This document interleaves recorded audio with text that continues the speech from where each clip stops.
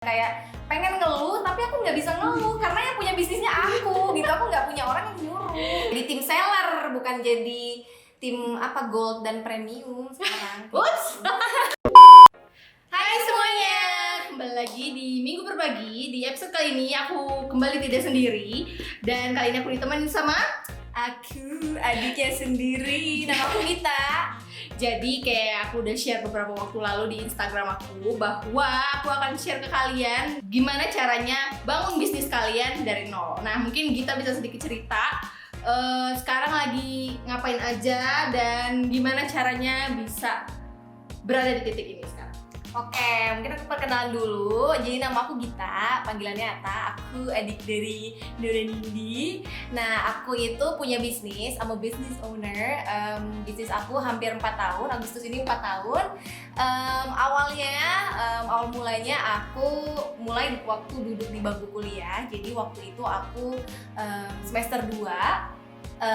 Kepikiran kayak mau nambah kegiatan, kayak ngapain ya, kan agak gabut ya kalau maba gitu kan. Nah jadi kayak nyari kegiatan dengan cara jualan, karena aku sih suka jualan dan suka mencari cuan sejak SMA seperti itu. Nah, mungkin bisa diceritain teman-teman yang mungkin baru mau mulai, baru kepikiran, atau misalnya lagi baru mulai banget nih ngejalanin bisnis. Dulu waktu Gita bikin Atala ini gimana sih perjalanannya dari yang ide di tempat tidur sampai akhirnya bisa kayak sekarang? Oke, jadi mungkin bisa dibilang Atala ini bisnis pertama yang benar-benar serius dijalanin gitu.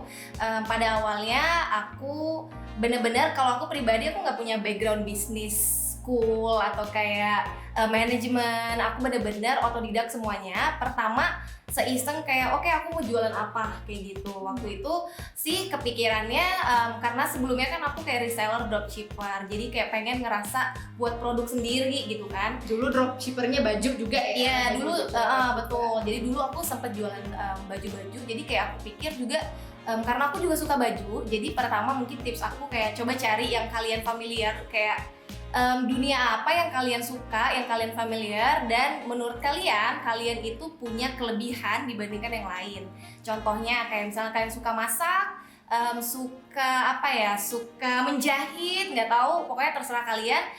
You know yourself better gitu kan. Dan yang kedua mungkin masuk ke tips kedua, yaitu cari juga resource-nya. Jadi misalnya kalian mau jualan, gimana caranya kita dapetin resource yang mudah, yang paling efisien kayak gitu. Kebetulan di Bandung waktu itu banyak penjahit, dan untuk toko kainnya juga banyak sih. Tadi kan udah dikasih tahu nih bahwa kita harus cari nih produknya apa yang kita suka, mau itu kita punya skill di sana atau emang kita hobi di sana, dan juga emang tempat produksinya yang tepat. Terus apalagi nih yang harus dilakukan buat teman-teman? Nah mungkin karena udah ada produknya, waktu itu aku langsung masuk ke jualan aja sih.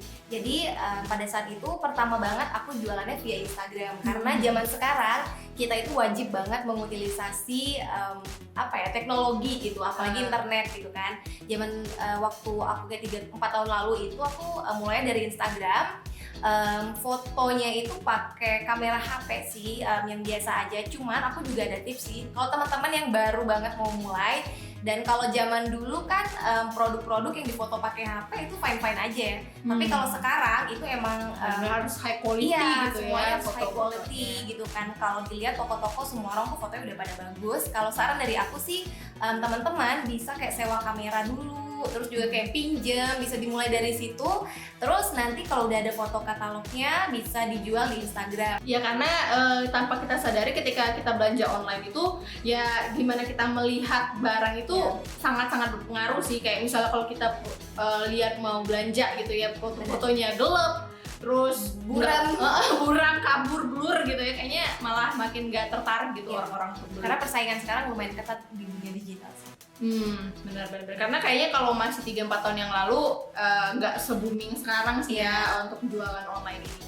Oke, mungkin ada tambahan? Kalau dari awal-awal menurut aku yang pertama cari produknya dulu dan mulai memasarkan. Nah banyak juga sih teman-teman yang mungkin baru mulai kayak belum punya modal untuk kayak endorsement atau untuk Facebook Ads, Google Ads, karena itu memang memakan lumayan ya, apalagi Budgetnya sekarang lumayan, budgetnya untuk influencer itu mahal banget kan. Nah kalau menurut aku next kita kan udah punya platformnya, kita bakalan langsung mulai kayak ke marketing. Nah aku juga ada tips sih. Yang pertama ini free gitu loh. Yang pertama Nah, make ini sure pasti pada dulu suka nih, yang Instagramnya, page-nya itu udah lengkap. Udah ada fotonya, aktif, kontennya, bahkan sesimpel Instastory kayak kalian ngobrol di Instastory juga bisa.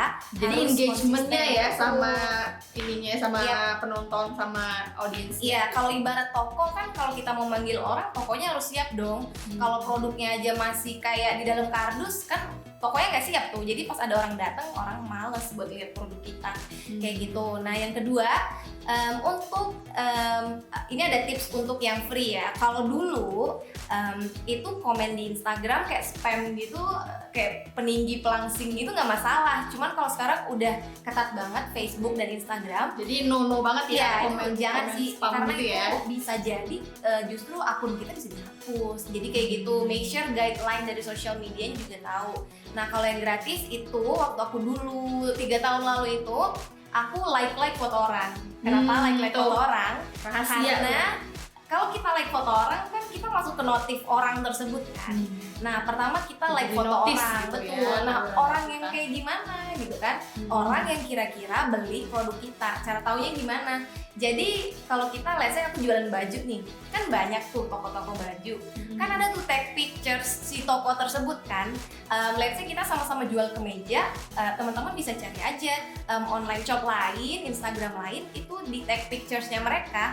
Coba deh kayak di like fotonya, kayak satu akun, satu orang itu 3 foto di like. Itu benar-benar ngefek sih. Kalau dulu waktu itu aku bahkan waktu itu kan kuliah tuh di dalam kelas, waktu di kantin, dimanapun aku kerjaannya nge-like foto. Tapi orderan tuh ada, minimal tuh 1-2 deh, itu ada sih kayak gitu. Ya mungkin tantangan juga kali ya buat teman-teman, misalnya kayak aku suka fashion atau aku suka masak tapi langsung jiper karena aduh udah banyak nih saingan, udah banyak yang mirip, udah banyak yang sama kayak gitu. Nah mungkin bisa tips buat teman-teman untuk meneguhkan hati mereka bahwa persaingan itu nggak masalah, tapi mereka juga tetap bisa mulai meskipun baru Oke, mulai gitu. mungkin banyak juga yang jadi konsiderasi, masa aku jualan baju lagi sih, kan udah banyak. Suka Kenapa gitu. orang beli produk aku? Yang jelas kalau menurut aku bisnis itu balik lagi sih ke tujuan masing-masing. Let's say kita jualan baju buat apa? Buat orang lain kelihatan cantik, ngerasa cantik, buat mereka happy karena bajunya nyaman. Yang penting kita datang dengan niat seperti itu, dengan tujuan seperti itu. Dan jangan khawatir juga sih kalau menurut aku setiap brand atau online shop itu punya target market yang berbeda, punya produk-produknya itu gimana ya? Mungkin aku jelasin sedikit target market. Target marketnya itu ada untuk ibu-ibu kan, ada untuk orang kayak anak-anak muda. Terus beda lagi nih anak-anak muda banyak banget jenisnya ya. banyak jenisnya, ada yang suka K-pop, ada yang suka apa lagi ya?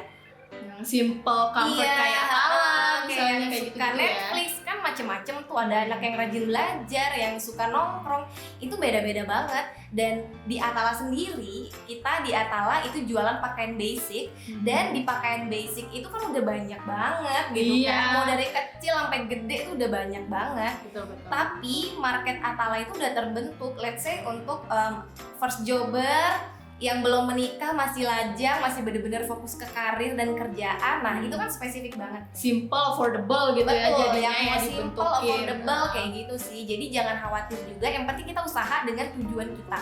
Ya, jadi harus punya target market yang jelas dulu ya, kayak siapa yang mau kita target. Jadi harga bisa menyesuaikan, baju juga modelnya juga bisa menyesuaikan gitu. Servis juga kan selain dari produk kan ada servis. Nah kalau servis itu let's say dia itu cuman let's say toko A itu customer service-nya agak slow respon. Terus juga kalau pesen stoknya suka kayak rebutan gitu kan, ada tuh toko yang suka rebutan. Jadi insecure gitu ya setiap mau belanja gitu. Kalau salah ukuran nggak bisa ditukar nih. Nah, coba deh explore kayak unique selling point kalian apa. Misalnya dari segi servis kalian bisa tuker barang, tuker size kalau nggak cocok. Kalau di Atala sih kayak gitu ya. Jadi teman-teman bisa tuker nih, misalnya warnanya nggak cocok dengan baju kalian, si kerudungnya itu bisa diganti. Kalau kekecilan, kegedean bisa diganti. Nah itu kan dari segi servis kita udah lebih unggul dari yang lain kayak gitu. Oke, jadi menurut aku udah lumayan komprehensif ya tips-tipsnya tadi. Dan juga cara-cara step-step how to start your business dari nol gitu ya. Nah, sekarang kemarin aku beberapa hari yang lalu dapat pertanyaan lumayan banyak sih di Instastory aku @noranini, dan mungkin kita bisa promosi sedikit sosial medianya. Kalau sosial media aku sih @ataach attach, dan kalau untuk brandnya itu Atala Scarves. Iya, jadi kalau misalnya kalian mbak-mbak hijabers pasti udah pernah aware lah ya sama Follow Atala. ya. Jangan lupa untuk follow kita berdua. Dan juga nih ada beberapa pertanyaan di Instastory aku. Yang pertama, bagaimana caranya untuk memulai pengenalan produk-produk ke orang, atau lebih tepatnya pemasaran nih? Pemasarannya itu di mana gitu?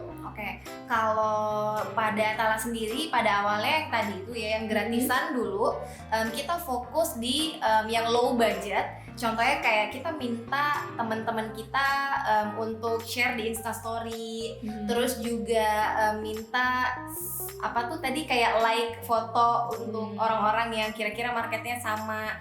Nah kalau sesudah itu kan otomatis kita nggak bisa di situ-situ aja kan. Nah kita tuh nabung untuk mulai misalnya Facebook Ads atau kayak endorsement, karena kita nggak bisa pungkiri juga kita itu harus melakukan marketing kayak gitu. Nah kalau untuk pengenalan produk Atala sekarang itu kita pakai Facebook Ads aja sih sekarang.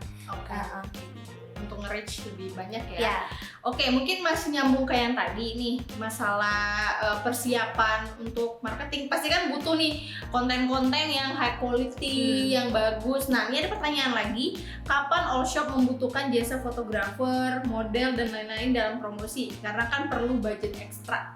Kapan nih kita bisa saatnya kita hire fotografer, model, dan lain-lain? Oke, kalau dari aku pribadi sih kapan atau enggaknya tergantung budget ya pertama. Kalau belum ada budgetnya ya nggak usah. Tapi kalau udah ada budgetnya dari awal banget justru lebih baik ya. Jadi kayak produk kita dari awal emang udah bagus. Kita juga kalau ngelakuin ads atau endorsement atau kayak ada yang nge-tag kita di Instastory, orang datang ke page kita itu kayak nggak ilfeel gitu loh. Jadi kan produknya udah bagus, dan aku sih memang kalaupun belum punya DSLR atau karena kan mahal sih kalau untuk hire fotografer atau beli DSLR sendiri itu mending sewa sih. Jadi kalau untuk sewa kamera itu tuh cuman 200 ribuan itu udah bisa foto pakai kamera DSLR gitu ya. Jangan lupa belajar dulu di internet cara pakai kameranya juga sih. Soalnya ada cara ya kan. Iya, betul. Sama kalau misalnya modelnya aku belajar nih dari Atala, kayak ya udah diri kalian aja jadi model misalnya baru mulai-mulai gitu ya. Menggunakan diri sendiri gitu, kayak kalau misalnya kalian lihat Atala ya inilah modelnya yang paling sering gitu ya, ya kayak review barang segala macam gitu ya, bisa mulai dari diri sendiri kalau misalnya belum ada model ekstra buat teman model gitu ya, kan. teman-teman. Tapi sebenarnya ada juga kok model yang dia itu bukan profesional model. Let's say kayak dia kenalan siapa atau kayak tahu dari Instagram, oh cakep nih gitu kan, cocok nih untuk brand aku. Itu coba aja di DM. Selanjutnya, apakah promosi sama public figure dari awal itu poin yang penting atau malah justru pengembangan jenis-jenis produknya? Kalau menurut aku dari yang paling penting yang mana? Kalau menurut aku kembali lagi, karena kita di sini tujuannya bisnis untuk menyelesaikan masalah-masalah customer kita. Jadi produk memang harus bagus gitu ya. Ya bagusnya ya standar kita masing-masing. Kalau kita sendiri mau pakai produk tersebut, kita yakin dengan apa yang kita jual, itu kita biasanya untuk pemasaran lebih pede dan juga nggak yang kayak takutnya ada yang beli tapi produknya masih kayak entah cepat rusak atau ternyata masih belum sempurna. Itu kan perlu diperhatiin juga. Atau malah mungkin jenisnya amat sangat terbatas gitu ya. Mungkin pengembangan produk lebih penting. Oke, lanjut, gimana sih cara mengerti keinginan market gitu dan how to brand your own well? Mungkin ini bagus juga sih, karena ini bakalan menjadi pertanyaan kita sepanjang kita mempunyai bisnis kayak gitu ya. Kalau untuk tahu apa yang apa yang market inginkan, yang pertama mungkin kita come up kan ada suatu produk nih yang kita pengen mau buat kayak sendal rumahan, let's say. Nah itu kan berawal dari diri kita dulu, kita lihat nih, oh ternyata sendal rumahan aku suka, terus juga modelnya aku mau buat yang lucu, yang begini. Itu kan dari kita dulu. Nah, terus lanjut ke ya udah coba aja kayak trial and error gitu kan. Dan zaman sekarang itu kan ada kayak komen, DM, nanti ditanyain aja ke Instagramnya atau tanyain ke email atau WA. Terima kasih Kak, kakak menurut kakak produknya gimana gitu kan. Terus juga data sih.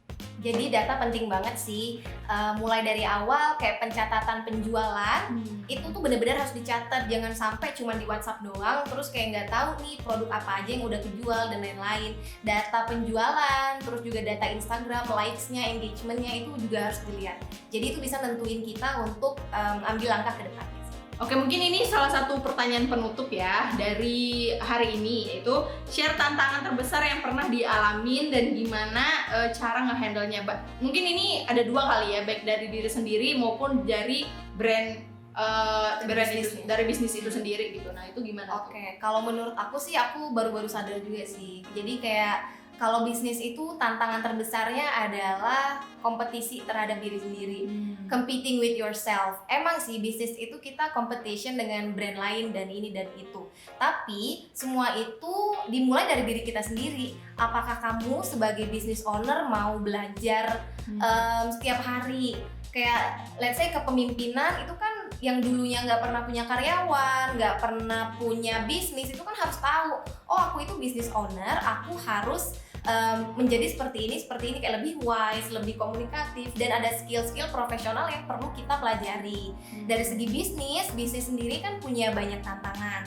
Kalau kita mau bertumbuh, mau growth, kita juga harus banyak inovasi, banyak banyak melakukan research, coba ini, coba itu. Nah, kadang tuh kalau kita bisnis itu kan nggak ada yang nyuruh ya, jadi kayak itu semua itu berdasarkan dari dalam diri sendiri. Jadi kayak gimana caranya kita itu mau untuk berkembang. Menurut aku itu tantangannya lumayan besar sih, karena kayak gitu. Kayak cepet banget nyampe ke titik jenuh ya, kayak udah capek gitu. Stuck kayak gitu sih, itu tantangannya sih. Di saat suatu bisnis udah kayak pemilik bisnis, co-founder dan foundernya udah nggak terlalu nyaman, atau kayak dia nggak punya tujuan yang lebih besar, jadi bisnisnya segede-gede itu aja. Nah, tantangan terbesar menurut aku itu. Iya kan, kadang suka ada kayak stigma bahwa enak jadi entrepreneur, jadi bos diri sendiri segala macam.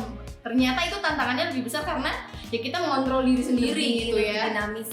Kalau kita di company kan ada bos gitu ya, ada sistem. Ada sistem. Kalau ini kita yang bikin sistem, kita bikin semuanya. Bikin kontrak kerja kita yang buat. Lagi mana kayak buat kontrak kerja, aku pribadi aja belum pernah kerja gitu kan. Nomor surat, sesimpel nomor surat itu kayak harus ada sistemnya. Kayak kan nggak tahu ya. Kayak banyak hal-hal kayak gitu tuh yang kayak pengen ngeluh tapi aku nggak bisa ngeluh karena yang punya bisnisnya aku gitu. Aku nggak punya orang yang nyuruh. Kayak malah penjualan malah naik ya, karena orang-orang lagi di rumah kadang gabut, malah check out gitu ya. Dan kitanya juga gabut gitu kan, kayak kita kerja di rumah. Jadi kayak justru ini waktu yang tepat untuk kita semua mencoba dunia bisnis. Let's say kalian suka masak, ayo coba dibuat masakannya, difoto, dijual minimal ke follower akun pribadi gitu kan. Mulai aja dari kayak gitu. Ya, jadi biar teman-teman yang dari tim check out belanja nih udah mulai pindah ke tim cuan gitu ya. Jadi tim seller, bukan jadi tim gold dan premium sekarang. Jadi tim seller, bukan jadi tim gold dan premium sekarang. Ini ada penasaran pertanyaan lebih lanjut, bisa di komen di bawah Follow Ala juga.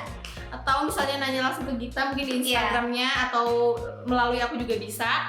Jadi jangan lupa untuk subscribe ke channel aku dan juga like dan share video ini. Misalnya kalian suka dan merasa video ini bermanfaat untuk kalian calon pebisnis asik. Amin. Thank you so much for watching. Bye.